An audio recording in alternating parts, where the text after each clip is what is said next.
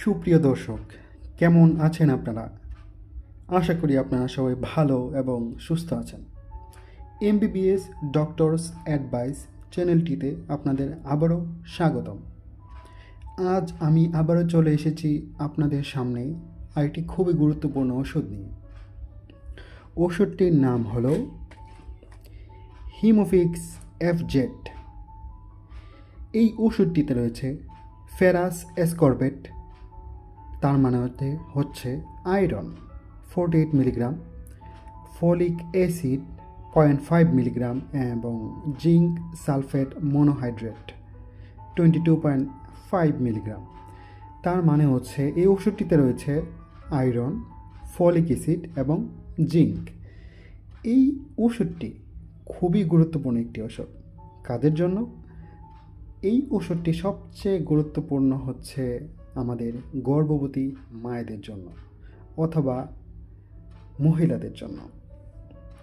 এই ওষুধটি মূলত কোন শারীরিক সমস্যায় ব্যবহৃত হয়?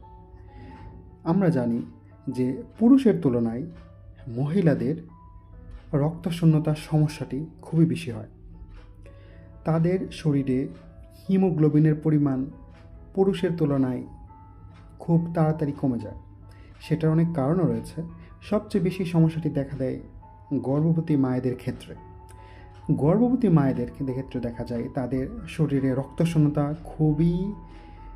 খুবই সহজে হয়ে যায় এবং খুবই তাড়াতাড়ি হয় এবং প্রায় দেখা যায় 90 থেকে 95% গর্ভবতী মায়েদেরই রক্তশূন্যতা হয়। কেন? কারণ আমরা জানি পুরুষের তুলনায় মহিলাদের শরীরে হিমোগ্লোবিনের পরিমাণ এমনিতেই কম থাকে। তারপর যখন একজন মহিলা গর্ভবতী হয়, তার শরীরে আরেকটি দ্বিতীয় জীবন বা মানুষের অস্তিত্ব চলে আসে। তো তার রক্তের পরিমাণ শেয়ার হয় আরেকটি জীবনের সাথে, আরেকটি মানুষের সাথে। এমনিতে তাদের শরীরে রক্তের পরিমাণ কম থাকে, তার সাথে আরেকটি নতুন প্রাণ যখন এই রক্তটা শেয়ার করে, তখন তার শরীরে রক্তের উৎপাদন যতটুকু পরিমাণ বাড়ার কথা সে পরিমাণে বাড়তে পারে না, অথবা বাড়লেও একটু সময় লাগে। তার মানে গর্ভবতী অবস্থায় ফার্স্ট ট্রাইমেস্টার বা সেকেন্ড ট্রাইমেস্টার, প্রথম 3 থেকে 6 মাস এবং লাস্ট থার্ড ট্রাইমেস্টারেও দেখা যায় যে গর্ভবতী মায়েদের শরীরে রক্তের পরিমাণ বা রক্তের ঘাটতি দেখা দেয়। তো এই জন্য মূলত এই রক্তের ঘাটতিটা হয় মূলত এই যে আমি বললাম যে একজন গর্ভবতী মায়েদের শরীরে নতুন আরেকটা জীবনের অস্তিত্ব চলে আসে। তো আমাদের শরীরে রক্ত মানে হচ্ছে রক্তের মূল উপাদানই হচ্ছে হিমোগ্লোবিন। ওকে, হিমোগ্লোবিন। তো এই হিমোগ্লোবিন বা রক্তের উপাদান এগুলো তৈরির ক্ষেত্রে আমরা জানি প্রত্যেকটা জিনিস তৈরির জন্য কাঁচামাল প্রয়োজন, র মেটেরিয়ালস বা কাঁচামাল প্রয়োজন। তো আমাদের রক্ত তৈরি কাঁচামাল বা র মেটেরিয়ালস হলো আয়রন, এবং এই আয়রনটি হচ্ছে সবচেয়ে গুরুত্বপূর্ণ উপাদান। এই আয়রনটির উপস্থিতিতেই সাথে আরও কিছু উপাদানের মাধ্যমে রক্তে হিমোগ্লোবিন এবং রেড ব্লাড সেল মানে লোহিত রক্তকণিকাগুলো তৈরি হয়। তো কারো শরীরে যদি এই আয়রনের পরিমাণ কম থাকে বা ঘাটতি থাকে, তখনই দেখা যায় তার রক্তশূন্যতা বা মেডিকেলের ভাষায় আমরা যেটাকে এনিমিয়া বলি সেটা হয়। তো এইখানে মূলত আমাদেরকে যেহেতু শরীরে আয়রনের ঘাটতি দেখা দেয় গর্ভবতী মায়েদের, তাদের এই আয়রনের সাপ্লিমেন্টেশন দিতে হয়, অথবা বাইরে থেকে আয়রনটা যদি সে কোনোভাবে খায় বা পায়, তাহলে তার এই রক্ত ঘাটতিটা পূরণ হয়। তো আয়রন সাথে এখানে আবার ফলিক অ্যাসিড এবং জিঙ্ক, এই দুইটা ওষুধ কেন দেওয়া হলো সেটাও খুবই গুরুত্বপূর্ণ ব্যাপার।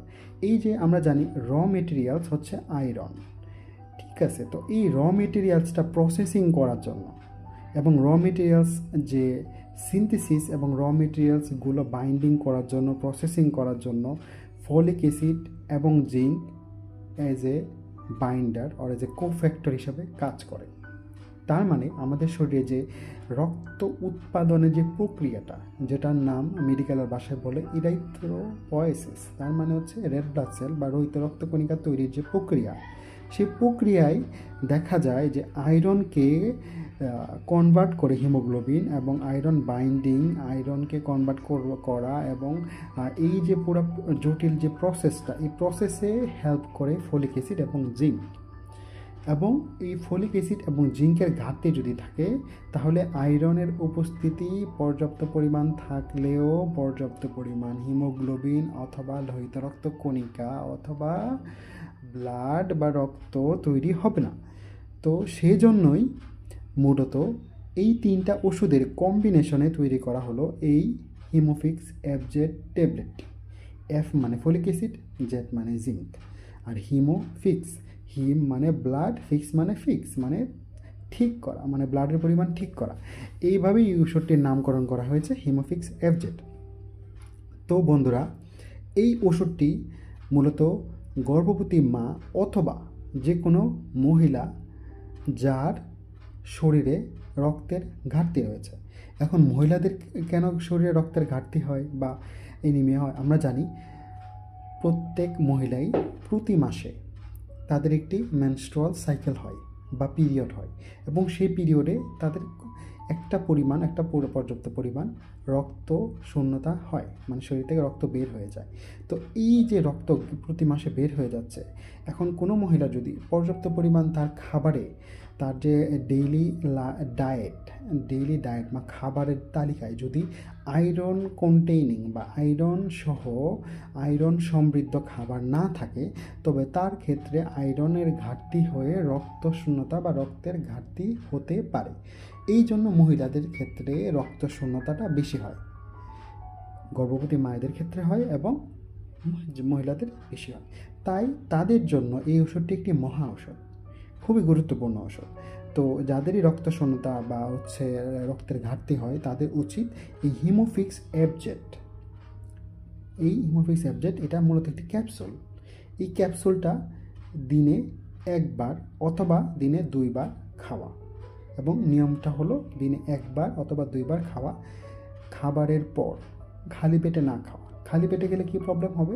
ওষুধটি ভালো অ্যাবজর্ব হবে, কাজ করবে ভালো, কিন্তু পায়খানা কঠিন হয়ে যায়, মানে কনস্টিপেশন। কারণ আয়রনের একটি সাইড এফেক্ট বা পার্শ্ব প্রতিক্রিয়া হলো এটা যদি শরীরে বেশি পরিমাণ হয় তাহলে এটা কোষ্ঠকাঠিন্য বা কনস্টিপেশন করতে পারে। তাই যদি কনস্টিপেশনের সমস্যা থেকে বাঁচতে চান তাহলে খাবারের পর খাবেন, ওকে, ভরা পেটে খেয়ে অবশ্যই এই ওষুধটি থেকে অবশ্যই ভালো একটি উপকার পাবেন।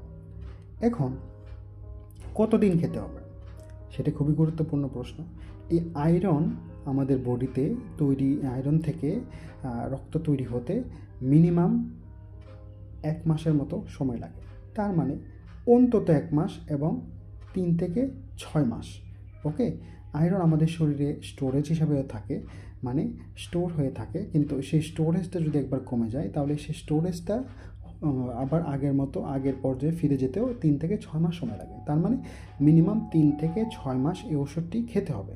ওকে, আর গর্ভবতী মায়েদের ক্ষেত্রে তো প্রথম থেকেই বলা হয় তাদের রক্তের রিপোর্ট বা সিবিসি রিপোর্টে যদি হিমোগ্লোবিন কম থাকে তাহলে প্রথম থেকেই একদম ডেলিভারির আগ পর্যন্ত অথবা ইভেন ডেলিভারির পর সেটা নর্মাল ডেলিভারি হোক অথবা সেটা হচ্ছে সিজারিয়ান ডেলিভারি হোক, সেটার পরও আমরা 3 থেকে 6 মাস খেতে বলি।